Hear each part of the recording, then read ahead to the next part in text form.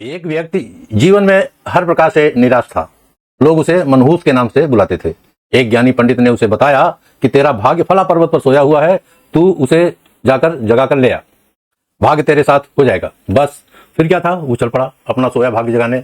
रास्ते में जंगल पड़ा तो एक शेर उसे खाने को लपका। वो बोला, भाई तुम मुझे मत खाओ, मैं अपना सोया भाग्य जगाने जा रहा हूँ। शेर ने कहा, तुम्हारा भाग्य जाग जाए तो मेरी एक समस्या है, उसका समाधान पूछते लाना।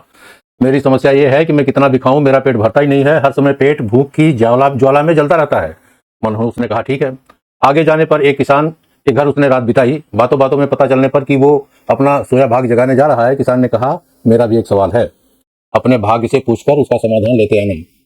मेरे खेत में मैं कितनी भी मेहनत कर लूं पैदावार अच्छी होती नहीं है। मेरी शादी योग्य एक कन्या है, उसका विवाह हर परिस्थितियों में कैसे कर पाऊंगा ऐसी परिस्थिति में। मनहूस बोला, ठीक है। और आगे जाने पर वो एक राजा के घर मेहमान बना।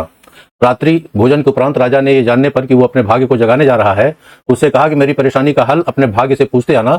मेरी परेशानी यह है कि कितनी भी समझदारी से राज्य चलाऊं, मेरे राज्य में अराजकता का बोलबाला बना ही रहता है। मनहूस ने उससे भी कहा, ठीक है। अब वो पर्वत के पास पहुंच चुका था। वहां पर उसने अपने सोए भाग्य को झिझोड़कर जगाया, उठो उठो, मैं तुम्हें जगाने आया हूं। उसके भाग्य ने एक अंगड़ाई ली और उसके साथ चल दिया। उसका भाग्य बोला, अब मैं तुम्हारे साथ हरदम रहूंगा। अब वो मनहूस न रहा, क्योंकि भाग्यशाली व्यक्ति बन गया था और अपने भाग्य की बदौलत वो सारे सवालों के जवाब जानता था।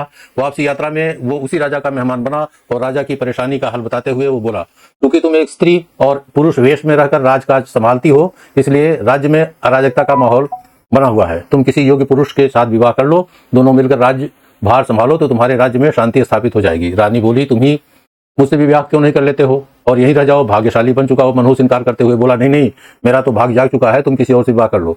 तब रानी ने अपने मंत्री से विवाह किया और सुखपूर्वक राज्य चलाने लगी। कुछ दिन बाद राजकीय मेहमान बनने के बाद वहां से विदा ली। चलते चलते वो किसान के घर पहुंचा और उसके सवाल के जवाब में बताया कि तुम्हारे खेत में 7 कलश हीरे जवाहरात के गड़े हैं, उस खजाने को निकाल लो और तुम्हारी जमीन उपजाऊ हो जाएगी और उस धन से तुम अपनी बेटी का विवाह भी धूमधाम से कर सकोगे। किसान ने अनुग्रहित होते हुए उससे कहा कि मैं तुम्हारा शुक्रगुजार हूं, तुम ही मेरी बेटी के साथ ब्याह कर लो। पर भाग्यशाली बन चुका हुआ व्यक्ति बोला कि नहीं, मेरा तो भाग्योदय हो चुका है, तुम कहीं और अपनी सुंदर कन्या का विवाह करो।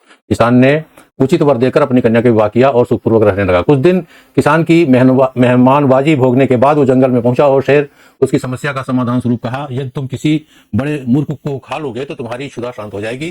शेर ने उसकी बड़ी आवभगत की और यात्रा का पूरा हाल जाना। सारी बात पता चलने के बाद शेर ने कहा कि भाग्योदय होने के बाद इतने अच्छे और बड़े 2 मौके गंवाने वाले इंसान तुझसे बड़ा मूर्ख और कौन होगा, तुझे खाकर ही मेरी भूख शांत होगी। और इस तरह वो इंसान शेर का शिकार बनकर मृत्यु को प्राप्त हुआ। सच ये है, यदि आपके पास सही मौका पर रखने का विवेक और अवसर को पकड़ लेने का ज्ञान नहीं है तो भाग्य भी आपके साथ आकर आपका कुछ भला नहीं कर सकता।